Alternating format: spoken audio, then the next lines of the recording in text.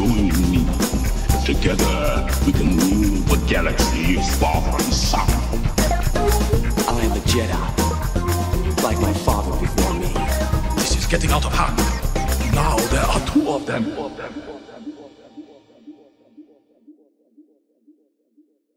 Where's Crosshair?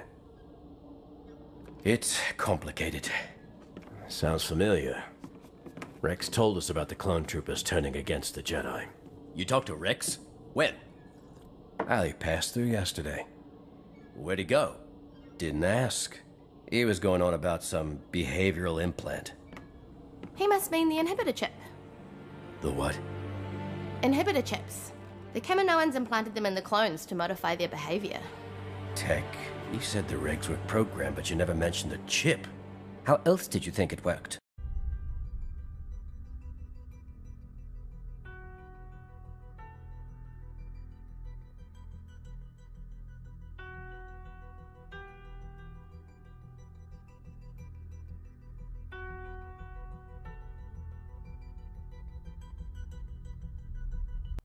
Hello there, Space Wizards, Plastic Spacemen, and Rebel Princesses. Welcome to Big T and Little T, a Star Wars podcast. Welcome to episode, what are we on? 53? 54? I don't know. It is 54.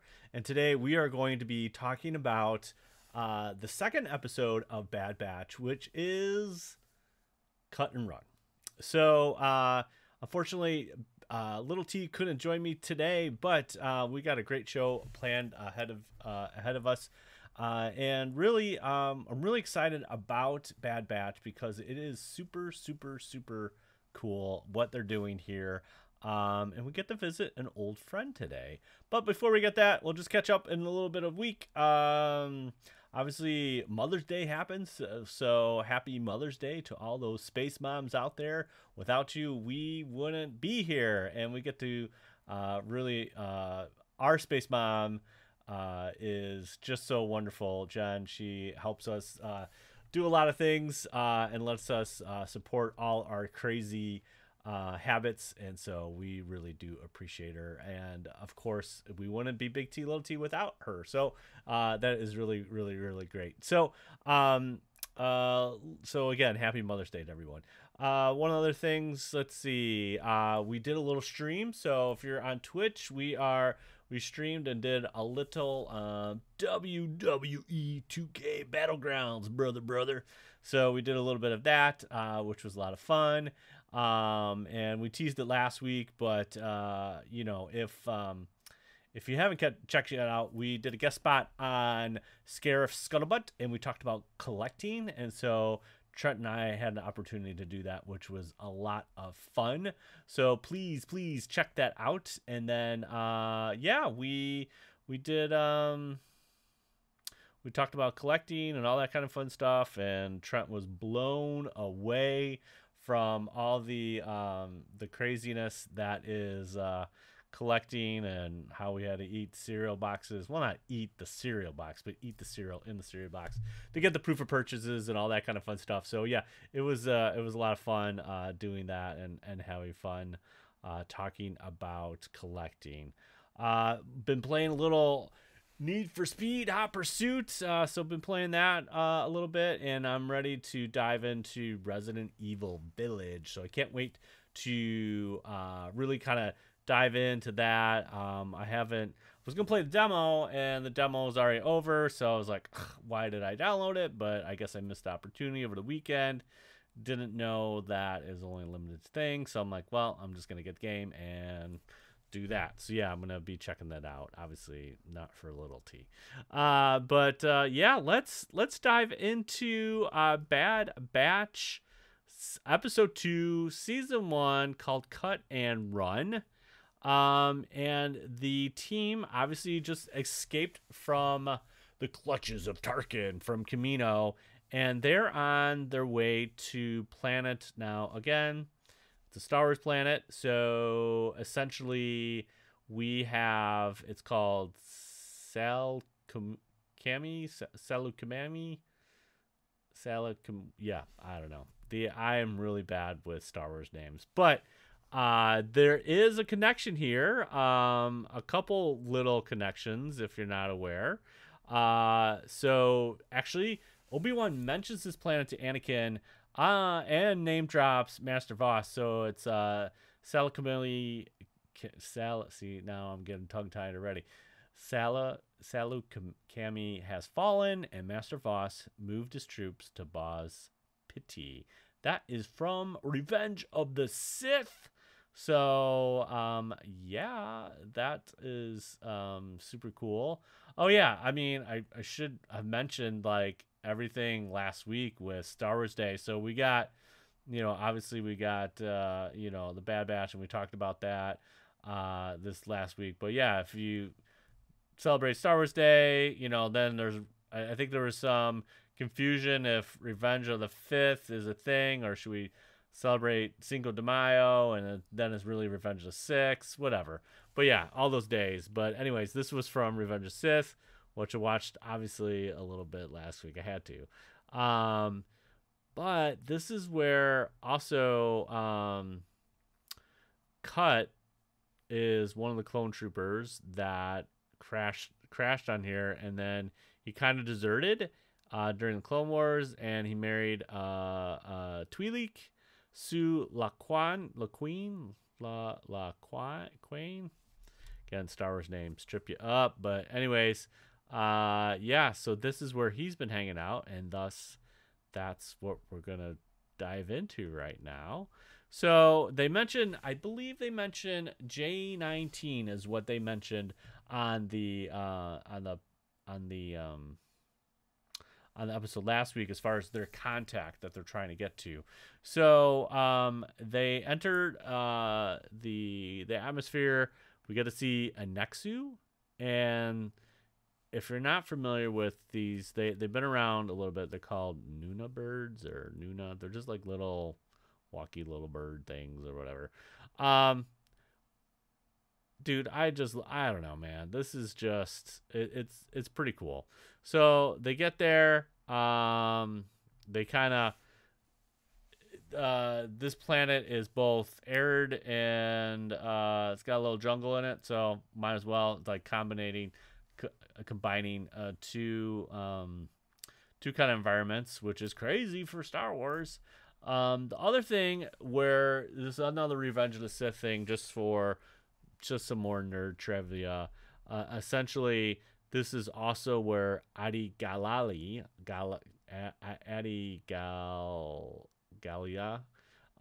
which is one of the Jedi Masters, and she gets taken out here. She's on the speeder bike, and yeah, she gets taken out here in Revenge of the Sith during Order 66. Yeah, it's not good. Well, that's that. Or actually, no, it's not. It's the other species of her cousin or sister. It's like Stas Ali, I think, is the one where Clone Commando Neo. Yes, there's a Neo, not Neo in Matrix, but Neo in the Clone Wars. He is a clone commander on this planet, and they're on their, I want to say those are BARC speeders. I don't know, BARC speeders. They're they're the predecessor to the actual speeder bikes, but this is the one where she crashes on the speeder bikes in Revenge of the Sith during Order 66. Another nerd trivia there. There you go. Free of charge. So, okay. So they come up to kind of a farm, and we don't know who they're going to see. And then there's some battle droids, and it's kind of like a booby trap, kind of like Return of the Jedi. And Wrecker, of course, Wrecker is being Wrecker, but then Hunter's like, you got to stand down.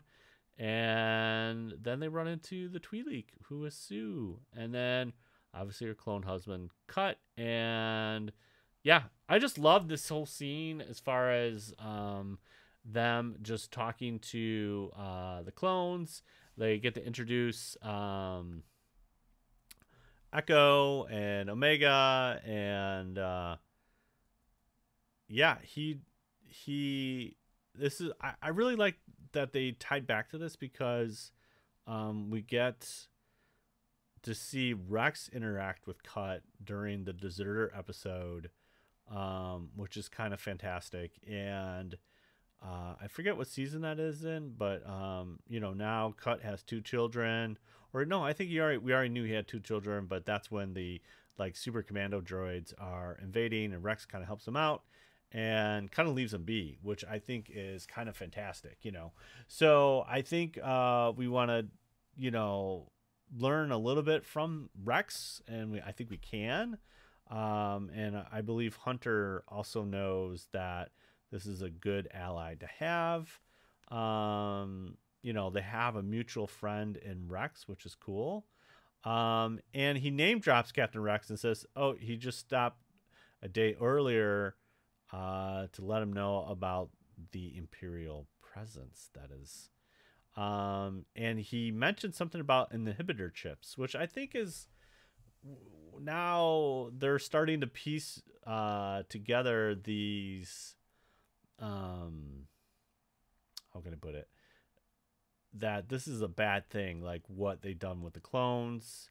And Tech is like, yeah, how would they manage to handle this? And so essentially that's what they did. They did inhibitor chips. So it's kind of interesting that they're doing that, and they're talking like casually about it, but Tech's like, yeah, that's how they would do that and control us. And so it kind of goes back to that issue with the clones as far as free will, and what they do with that free will is something that I really enjoy talking about in Clone Wars, is that the battle droids and the clones are very, very much similar in nature, and they don't have a lot of choice. They're bred for war, which is kind of interesting. Okay, so they play catch. Omega's never played catch before, so they get to play catch, and they have fun, and they're having ball and just hanging out, and it's just kind of cool seeing them. Omega just basically being a kid. He just basically, talking to Cut. He's like, hey, Camino is not where we need to be. Had to get cut loose, get out of there. And so they're going to try to book transport off world, which seems legit, just trying to get out. So Cut and Hunter kind of almost, go to town, and they're trying to lay low, but part of me is like, Hunter, don't you want to take off that like skull headband or something? But they go in town, and it's interesting. They mention need a chain code. So this is kind of new. Not only do they need their ID, but this chain code thing. I'm wondering if this is the only time it's mentioned. Chain code essentially is mentioned. I know it's mentioned a little bit in Mandalorian, which Boba is kind of talking about his heritage, and he kind of pops up from his little gauntlet and says, hey, this is my chain code, and you can see this. I believe a bunch of nerds kind of figured out what it says, but essentially it's kind of like his description of his heritage and stuff like that. Yeah, so chain codes, and I think it's also dropped. I think that's also mentioned in some dialogue with the Mandalorians. Anyways, it's a way to it's kind of like, I don't know if I think it has biometric numbers. It's kind of just essentially keeping track of everybody, which is what Cut and Hunter understand now. Like, in order to do this, they need this chain code. It's just going to get a little harder, So they're playing ball again, and then we have the encounter with the Nexu. And Nexu is probably one of my favorite animals in Star Wars. Again, this is from Attack of the Clones, where Princess Amidala gets conveniently cut in the midriff. You know, the Nexu conveniently cuts at the midriff, and she gets cut in the back. And yeah, it's a cool cat, lots of eyes, kind of cross between like a spider and a big cat. And obviously Anakin takes him out with a reek. But in this instance, Nexu are near the farm, and there's like a perimeter fence, and the ball goes beyond that perimeter fence. Omega, being who she is, understands like, I need to get it because that's their ball for the kids. She does that, and there's an Nexu there. And essentially cuts wife, again, what is her name? She totally takes him out. She's good at the old sniper and takes out the Nexu. And there's this little kind of dad moment, which I really like, between Cut and Omega and Hunter. And essentially, like, Hunter doesn't know what to do with it. He's really angry about Omega disobeying orders, and so he's trying to teach her like a soldier. But Cut's like, are you okay? Are you fine? And I really kind of like that, you know, Sue and Cut work with Omega as like a person, and Hunter's trying to deal like, this is our squad and she needs to be a good soldier. But also he's kind of realizing like, hey, I could be a space dad here, and I need to kind of change my tactics. And they have this kind of cool conversation between Cut and Hunter, which I like.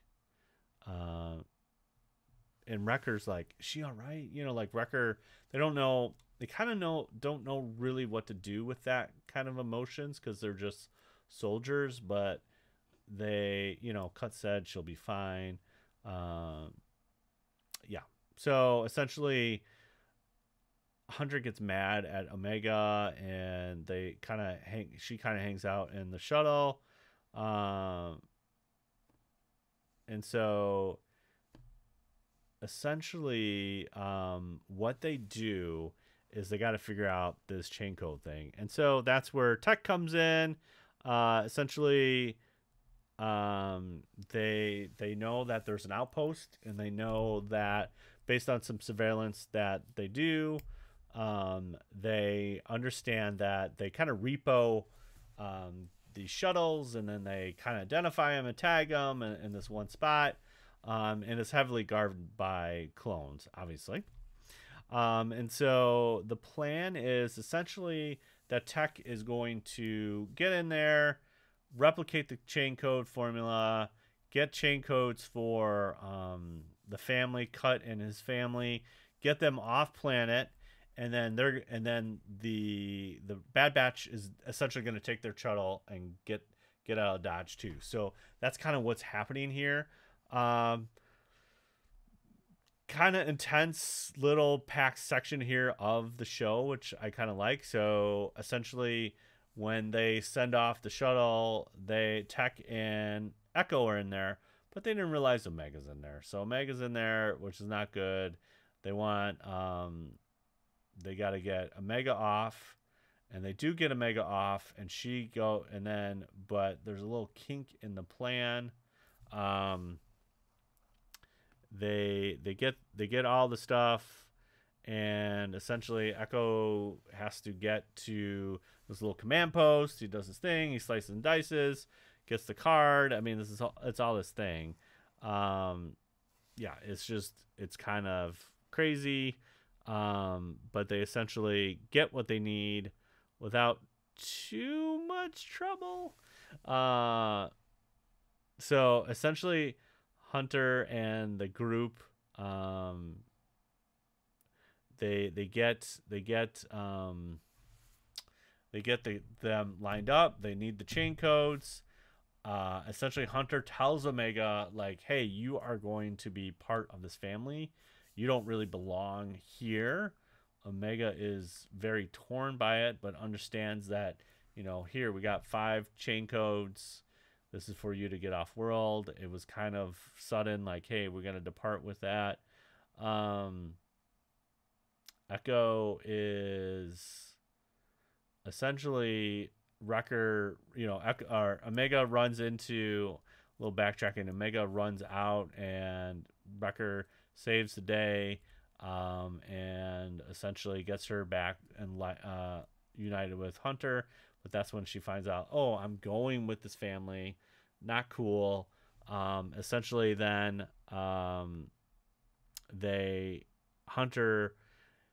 have this kind of cool moment as that they kind of show this in Rogue One and in Solo, and particularly in Solo, where as they're in the kind of, I guess it would be more of like a train station. I forget what kind of area that's at, but essentially they're trying to get transport off world, and Solo and Kira are boarding, and there's kind of this intense thing. Obviously they exchange some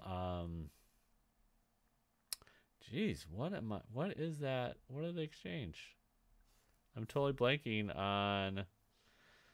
Oh, it's gonna kill me. Coaxium. Jeez, there it is. It was there deep in the recesses. Coaxium to the Imperial person to get off world, off transport. And we notice that once Kira gets captured, the stormtroopers are shaking down other people, and they're separating from families and stuff like that. So we get to see, again, another species I should know, but essentially Snaggletooth. They kind of tell this guy, hey, without your chain code, you can't get on, and kind of shake him down. And so now they're getting the chain codes. Omega gets the chain codes to Hunter and team. That's where we get the 5 cards, and that's where Hunter tells Omega, hey, you gotta go with them. Pretty tense part. The clone troopers are kind of looking at them, looking at each other. There's even a point where one of the clones kind of recognizes Hunter. Hey, you kind of look like a, but then there's a firefight because now Tech and Echo are found out. Wrecker's causing havoc, and now Hunter kind of jumps ship and goes and helps them too. They get into a pickle. It's pretty much a big pickle, and so essentially, Cut boards. Hunter gets visual that Cut and family join. They're in the shuttle. They launch, and then that's when they kind of rally, and they board the ship. But there's a little catch to it. Omega decides, hey, I'm not. This is not my family. You guys are my family, which is pretty cool. I really enjoy Omega's kind of decision there. And essentially, we get back to what we've seen before with the Bad Batch and Clone Wars. Wrecker is using the Gong Droid to practice his bicep curls. Tech and Echo are flying the ship. And essentially, we have this kind of cool, kind of tender moment where Omega, is apologizing to Hunter. But essentially, she says, she tells Hunter, you didn't need to get rid of me. She essentially says, hey, I left Camino with you, and I want to be with you. And Hunter has this kind of really cool moment. Again, more of like a kind of a dad moment, I would say. Also, just learning a little bit more about himself. And he's like, I got a lot to learn too, so we're going to learn together. And they kind of just like, hey, we're gonna hang out, and we're gonna figure this out together. Which to me, I think it's pretty cool. And essentially that's how the episode ends. So, yeah, I just really like how they're Hunter. Obviously, we find out again he's disobeying orders. Obviously, in episode 1, where first it's Caleb, Kanan with the Jedi, and then we see him questioning Tarkin's initiatives with the refugees, and these are insurgents.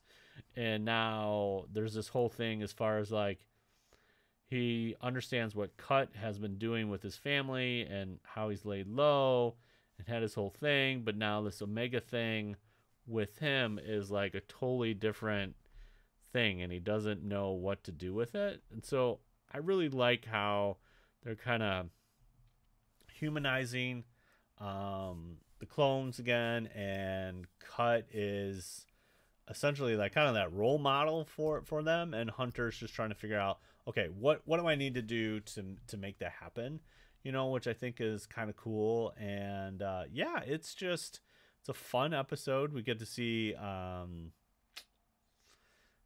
Sakalami or whatever, we get to see that planet again.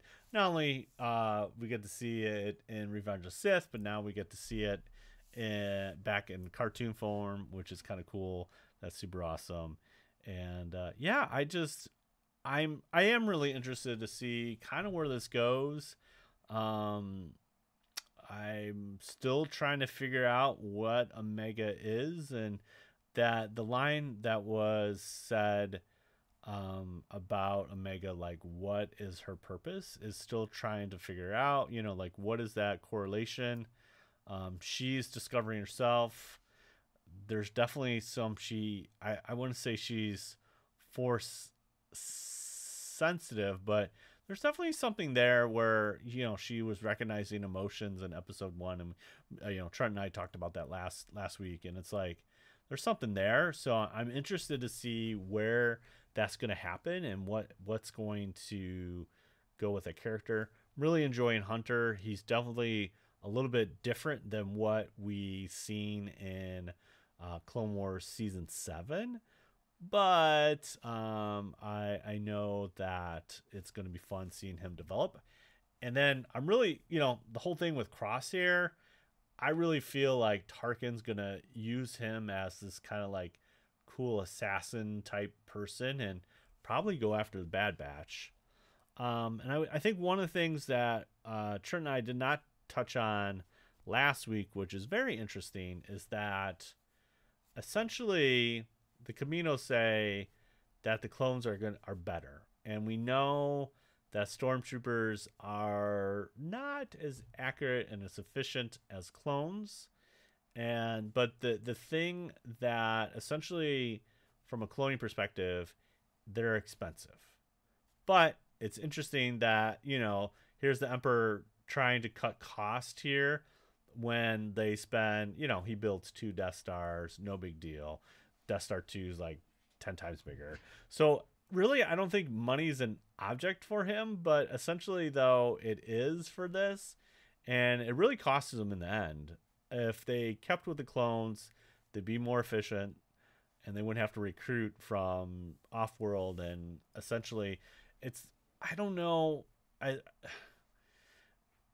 we don't know too much, but essentially right now it seems like it's not mandatory like it is a First Order, where First Order was essentially kidnapping babies similar to the Jedi and just brainwashing them to be part of the First Order. It seems like the Empire, and again, even Luke and Han wanted to go. Well, Han was in the Academy. Luke wanted to be in the Academy and essentially be an Imperial. So it still seems like in some respects, the Empire is not, from a outsider perspective, is not evil yet. I don't know. It's hard to tell because it seems like, there was desire to be that, but also we see in Rebels where Wedge and Hobby and a bunch of other people defect. So I think as the Empire progresses, I think that's where we see more of the true nature of them show up. But back to the clones and stormtroopers, I think Tarkin is there to evaluate, and essentially he wants to shut down the program because it's too expensive. But in the long run, it's too expensive for the Empire to maintain all these stormtroopers that technically can't shoot or whatever, or do what they're bred, like clones are bred from Jango, which, you know, we know Jango and Boba are awesome. So yeah, I don't know. It's interesting. I don't know if they're going to explore that anymore in Bad Batch, but I think that is very interesting. The cost of war is definitely high, but if the Emperor kind of stuck with the clones or made different clones based off a different, you know, genome, I don't know. That could go a lot of different ways. Anyways, that's a whole different thing, but I just think it's interesting that cost of war is something that he doesn't want to do, but he's okay with building Death Stars and all that kind of stuff and super weapons. Anyways, that's it for episode 54. Thanks again for listening to another episode. You can find us on the socials, Big LILT Podcast on the Instagram, BLILT Podcast on Twitter, and then twitch.tv/Big TLILT on the old Twitch. So you can find us there. Hey, if you want to rate us on Apple Podcast, give us a 5-star rating, or if you want to send in a question, any kind of Star Wars question or whatever, you can do that at bigtliltpodcast@gmail.com. You do that, drop us a question or give us a rating, 5-star rating, we will send you a sticker and some swag and throw it in your face. So definitely do that. We love hearing from you guys. So please do that. And we can read it on an upcoming episode. So next week, again, we're going to be talking about Bad Batch for the next couple weeks. And it's going to be episode 3. And yeah, looking forward to that. It's going to be fun. It's going to be fun seeing where this goes, how the storylines are going to interact with Revenge of the Sith, and yeah, you know, where this little, as the Empire grows, like what those kind of like things that we could see, those foundations that we see, that we know very well in A New Hope and Rebels. So kind of interested to see that. But yeah, so next week, episode 3 on Double Nickel. We're reaching Double Nickel, which is episode 55. So looking forward to that. We always end the show this way. Truly wonderful the mind of the child is. And may the Force be with you always. Bye. See you later. Bye.